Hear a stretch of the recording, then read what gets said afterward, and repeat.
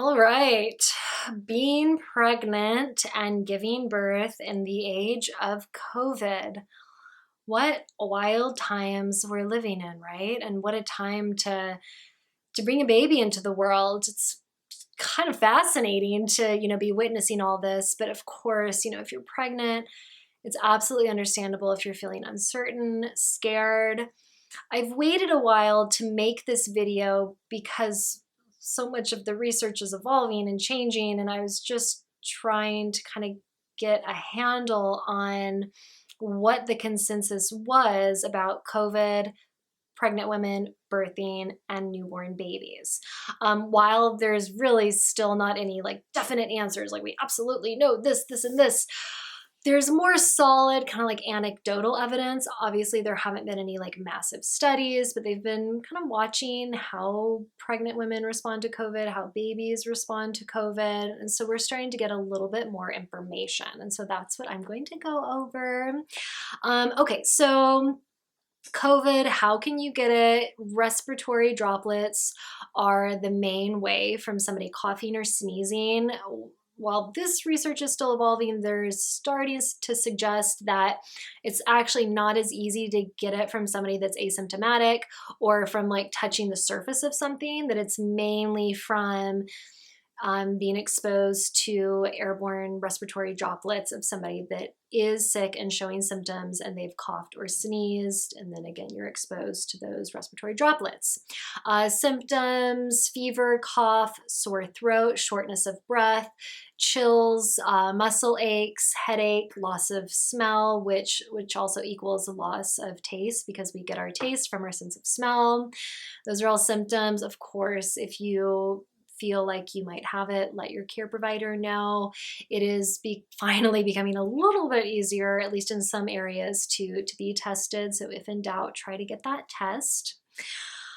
Okay, so in regards to susceptibility, pregnant women are more susceptible to getting COVID, but they found that pregnant women don't necessarily experience more severe symptoms than, say, another healthy woman of that age. So if you are a 35-year-old woman, you're no more likely to have severe symptoms than a non-pregnant healthy woman of 35.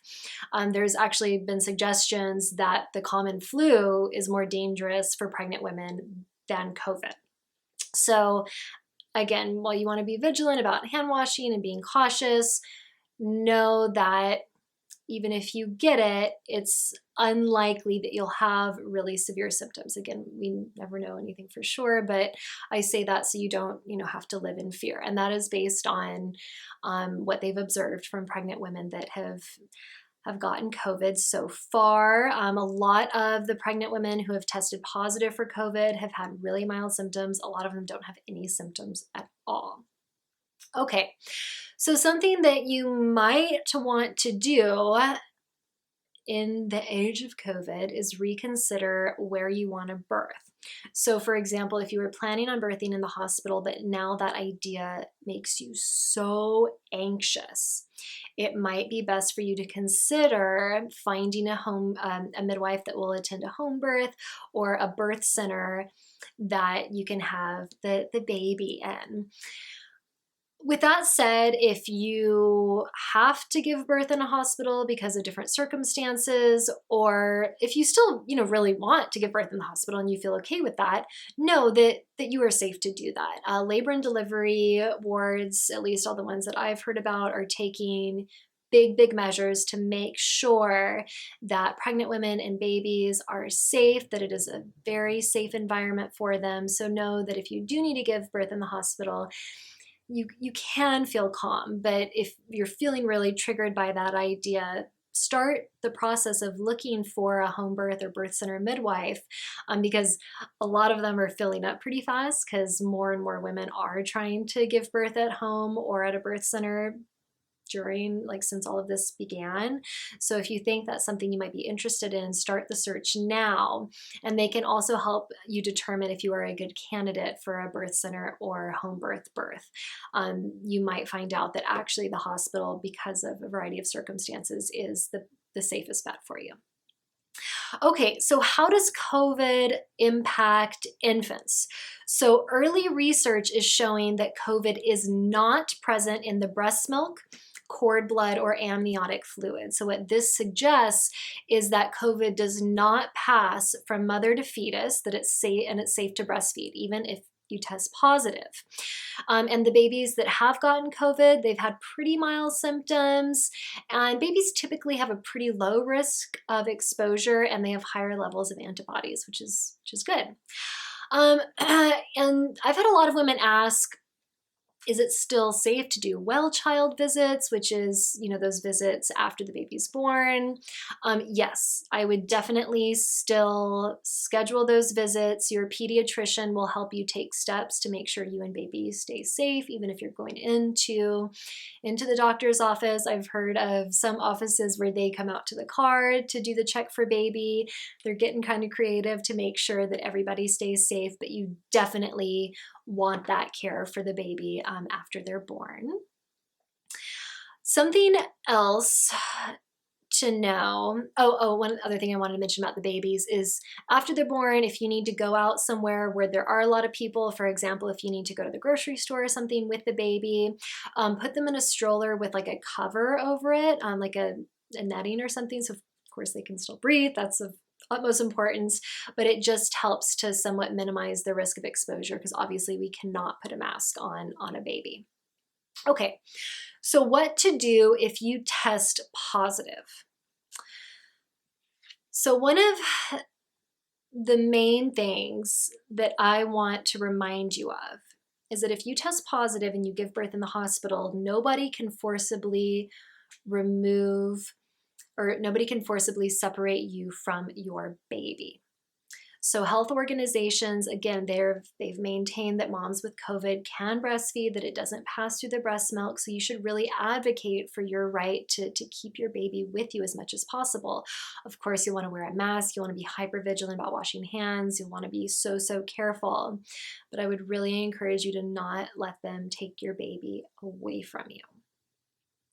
And then if you do test positive, your baby will be tested for COVID 24 hours after birth and again at 48 hours after birth. So that's what you can expect.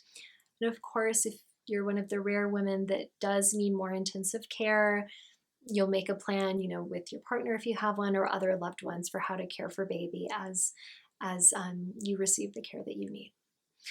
All right, so finally, emotions. I can only imagine how intense this must be emotionally for women, that are pregnant during a worldwide pandemic. It's like nothing I've ever seen in my lifetime. And so if you're feeling fear, anxiety, overwhelm, know that that is totally normal. But if you feel like those emotions are debilitating, like you just can't function, definitely let your care provider know so they can see what kind of support they can provide, because of course, we don't want you to be living in debilitating fear, and of course, things like, getting a little bit of exercise, eating well, meditating if you can, getting lots of sleep, taking care of those basics are really going to help. But sometimes that's not enough to combat, really intense anxiety. So reach out to your care provider if you feel like you just can't cope with the emotions, and know that there is nothing wrong with that. Like, you are living through something so intense, and it is okay if you need extra support. All right, so finally,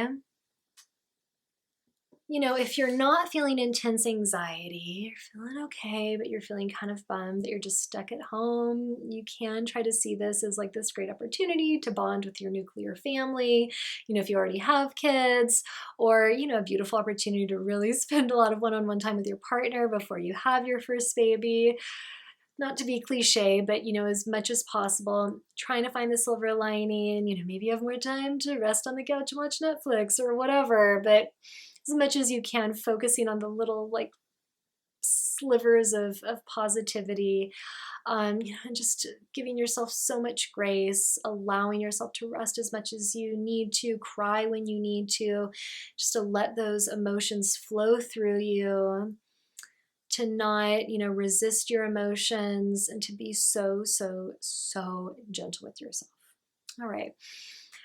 As information about COVID continues to come out, specifically COVID and pregnant women and newborns, I will post new videos, updating you with anything I think would be helpful.